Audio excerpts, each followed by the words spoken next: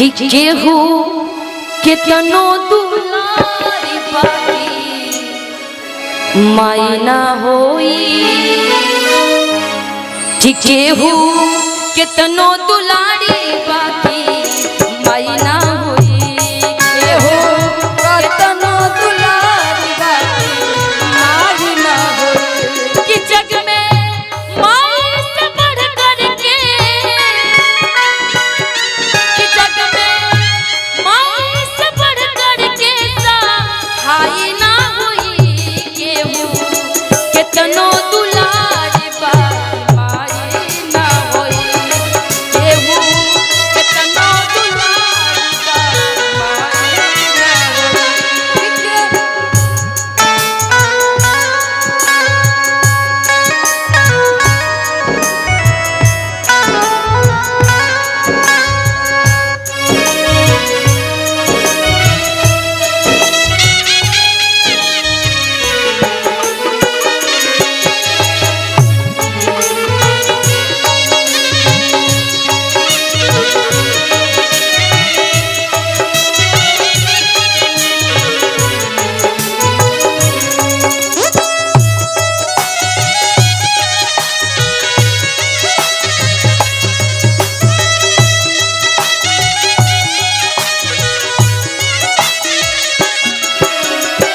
आज एक माँ ही ऐसी माँ होती है जिससे हम लाख लड़ाइयाँ कर लेते हैं, लाख झगड़ा कर लेते हैं, तू तड़ाक तक भी बोल देते हैं माँ को, लेकिन माँ हमेशा अपने बच्चों की ख्याल रखती है। हमेशा कुछ भी बोल दे लेकिन माँ बर्दाश्त कर लेती है। माँ हमेशा बेटा सोना ऐसे ही बुलाती है। एक माँ ही होती है जिनके सामने आप कितनी भी मोटे रहे ना, माँ के सामने जाइए तो माँ एक ही चीज बोलती है, बेटा तू बहुत दुबला हो गया है, बेटा तू बहुत दुबली हो गई है, खाना तो खाई थी ना। और माँ का महत्व तब पता चलता है जब माँ हमारे बीच में नहीं होती है। तब माँ की असली कीमत हम सभी को माँ बाप की समझ में आती है कि माँ बाप होते क्या है। कि सुख दुख रतिया दिनवा सहली, मुख से कबहू कुछ ना कहली।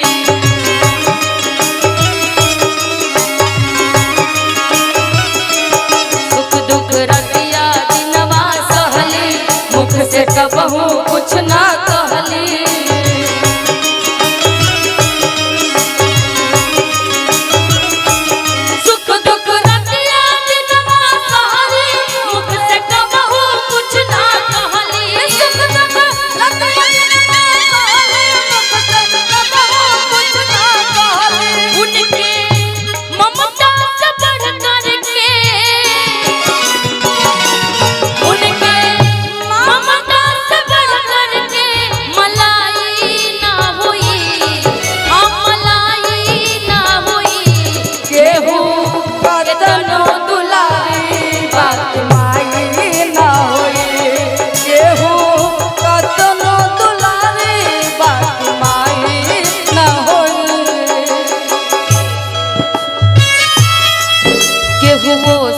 छुकी ना दूध भागे कर जमाई।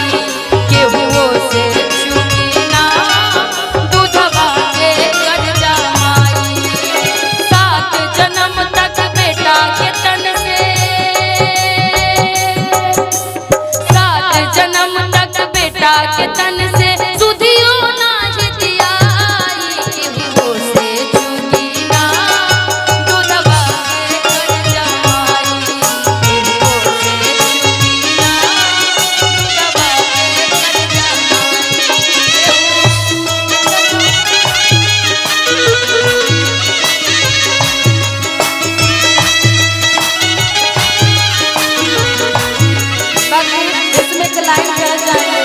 कहे के तसब के हुआ आपन कहावे बालक बा।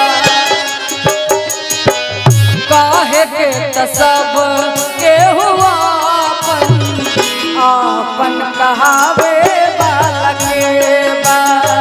सुखवा तसब के हुआ, सुखवा तसब के हुआ, दुखवा बतावे बालक बा। कहे के सब के हुआ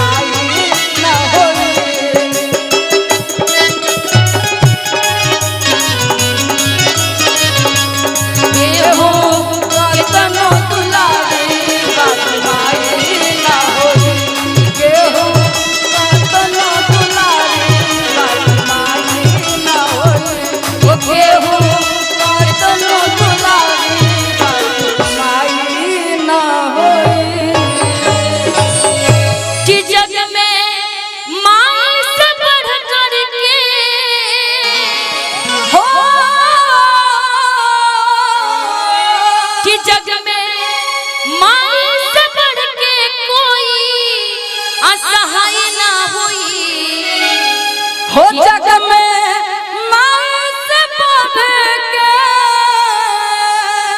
हो जग में माई से बढ़ के सहाय न होई, हो सहाय न होई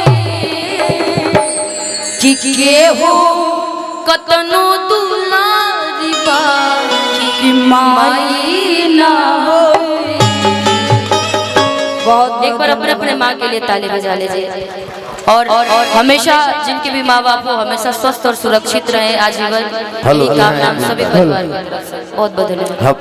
अब आप माँ के गीतों पर पैसे सभी कलाकारों को दिए मंच पर, माँ के प्रति आपके दिल में बड़ा अरमान था, तो मैं चाहता हूँ बड़े भैया के लिए एक बार जोरदार ताली बजा दीजिए।